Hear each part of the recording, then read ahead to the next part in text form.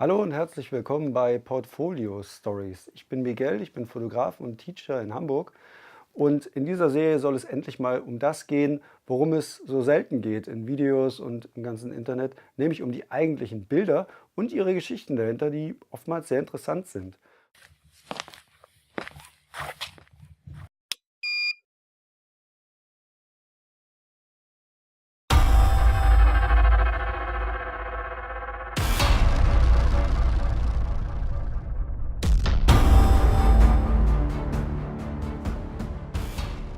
Und wir fangen an mit einem Bild aus meinem Portfolio, das ich vor einigen Jahren schon in London aufgenommen habe und bei dem viele immer wieder glauben, dass es eine Montage ist. Und ich möchte ein bisschen erzählen, wie das entstanden ist, dass es eben keine Montage ist, sondern was es ist und ein bisschen was zur Ausrüstung auch erzählen. Und die Links zur Ausrüstung, die poste ich ausnahmsweise nicht bei YouTube mit rein, sondern die findet man dann im entsprechenden Blogbeitrag bei mir auf dem Blog www.lichtinformer.de. Den Link gibt es aber in der Videobeschreibung. Also dieses Bild entstand direkt in der Londoner Innenstadt und zwar in einem Laden. Das war eine Zusammenarbeit von dem Model und mir, einem Assistenten und einer Stylistin.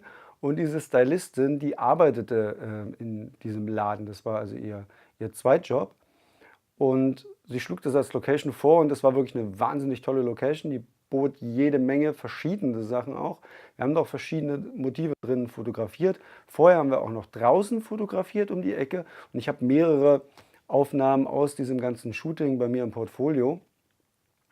Die Herausforderung bei diesem Outfit übrigens war ein bisschen, dass ich das eigentlich sehr, sehr cool fand und auch passend zum Modell mit dieser Lederjacke und dieser Hose und diesen brachialen Schuhen. Aber es fehlte so ein bisschen was. Es war halt alles einfach schwarz, schwarz, schwarz. Und relativ schnell kam ich drauf, okay, wir brauchen einen Gürtel. Dummerweise hatten wir keinen Gürtel. Wir hatten nichts in der Nähe.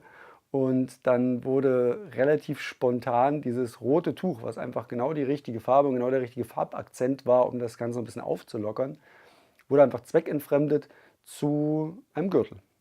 Wir haben den also einfach durch die Gürtelschnallen gezogen und hatten dann unser komplettes Outfit. Und das war eines der letzten Motive, das wir fotografiert haben.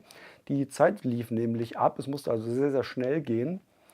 Und das ist das Schaufenster dieses Ladens. Das heißt, man schaut vom Laden hinaus durch dieses Schaufenster auf die Straße hinaus. Und das, was man hier sieht, diese Zahnräder, diese Uhren, das war Schaufensterdekoration, die, glaube ich, von beiden Seiten bedruckt war oder man hat sie extra fürs Shooting umgedreht. Bin nicht ganz sicher. Ich habe ihn ein paar Minuten, bevor wir auf dieses Set gewechselt haben, gesagt, dass ich da fotografieren möchte. Dann hat man nämlich hier unten die Auslage weggenommen. Hier unten standen so Kartons und Kisten, glaube ich, und Schuhe drauf. Ich weiß nicht mehr genau, was da noch alles stand. Das hat man halt schnell alles beiseite geräumt, als ich gesagt habe, wir wollen da fotografieren und das Model da draufstellen.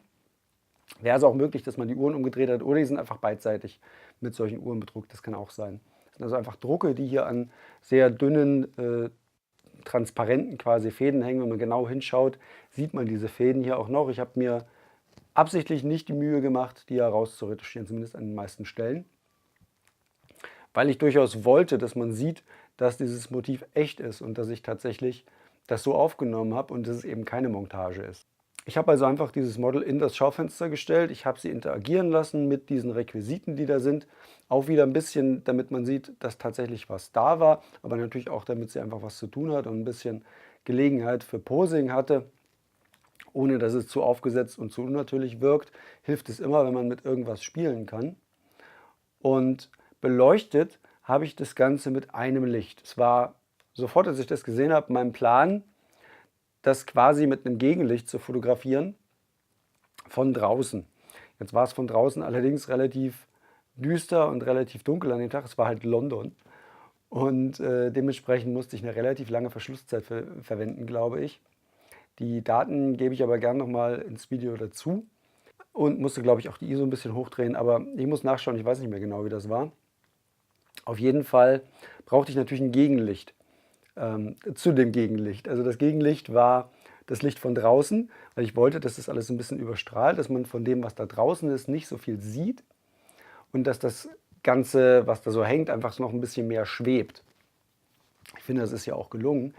Aber natürlich musste ich dann das Model wieder aufhellen, weil wenn ich jetzt nur mit dem Gegenlicht arbeite, steht ja das Model im Gegenlicht und ist damit fast wie ein Schattenriss. Sie braucht also eine Aufhellung. Und ich wollte ein klares Fashion-Licht, also ein eher härteres Licht. Und ich hatte mir in London einen Elinchrom Quadra gemietet. Ich glaube, das war damals noch der erste, den es überhaupt gab. Es gibt ja mehrere Iterationen von diesem Quadra. Also so ein ganz kleiner, mobiler Blitzgenerator. Das war einfach auch das günstigste, was da zu kriegen war. Ich hatte mich erst nach Profoto umgesehen, aber das hätte eine ganze Stange mehr gekostet.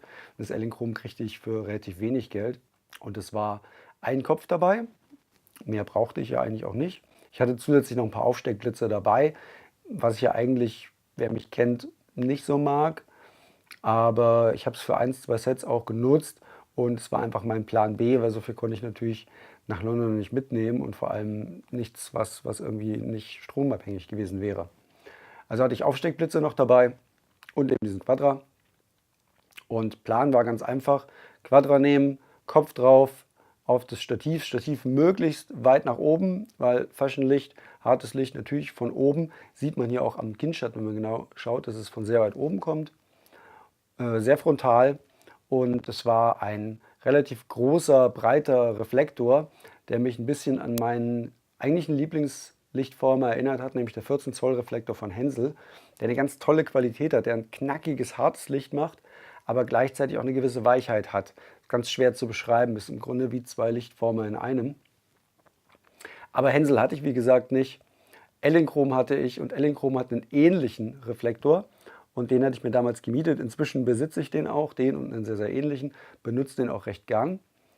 Und man nennt den auch Fireball, das ist sein Spitzname. Der Fireball. Den habe ich also dafür eingesetzt, auf den kleinen Quadrakopf.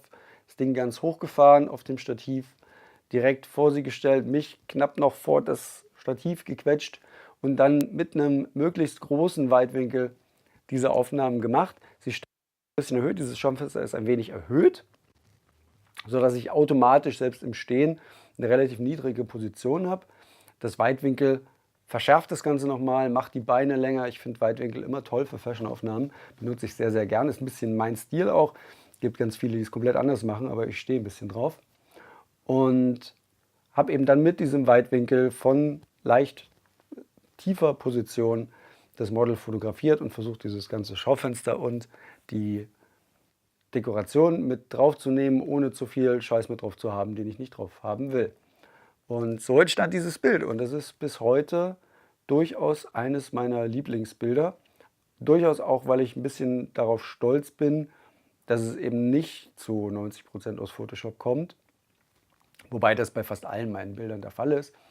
Aber ich finde, das Bild sieht sehr danach aus, als hätte man es konstruiert. Das habe ich aber nicht. Ich habe das zum allergrößten Teil mit fotografischen Mitteln gemacht, sprich mit dem Licht, wie ich es beschrieben habe, mit dem Gegenlicht und eben mit diesen Requisiten, die da schon vorhanden waren. Ich habe einfach eine schöne Location gesehen, genutzt und dann ein, glaube ich, sehr schönes Bild dadurch entstehen lassen. Das ist der Trick: man muss Locations sehen, man muss sie finden, man muss sie nutzen und hier und da dann vielleicht für seine Zwecke noch ein bisschen zurechtbiegen. Wie gesagt, ich habe es unten alles freiräumen lassen und gesagt, da stellen wir ein Model drauf. Und so entstand dieses Bild. Schreibt mir doch gern, ob euch die Geschichte gefallen hat, ob ihr mehr von solchen Geschichten hören wollt, ob euch dieses Konzept gefällt. Ich glaube eigentlich, dass es eine schöne Sache ist, wirklich mal mehr über Bilder zu reden, als über Technik und Ähnliches. Auch wenn ich das natürlich trotzdem tue, an anderer Stelle. Aber sagt mir, wie euch das gefällt. Bitte schreibt mir ruhig Kommentare, auch Vorschläge, Änderungswünsche oder Ähnliches. Oder vielleicht habt ihr ein Bild von mir, das ihr kennt, könnt ihr auch gerne auf meiner Website schauen, über das ihr gerne einfach mal die Geschichte hören wollt und über das ihr mehr erfahren wollt. Bis dahin, ciao.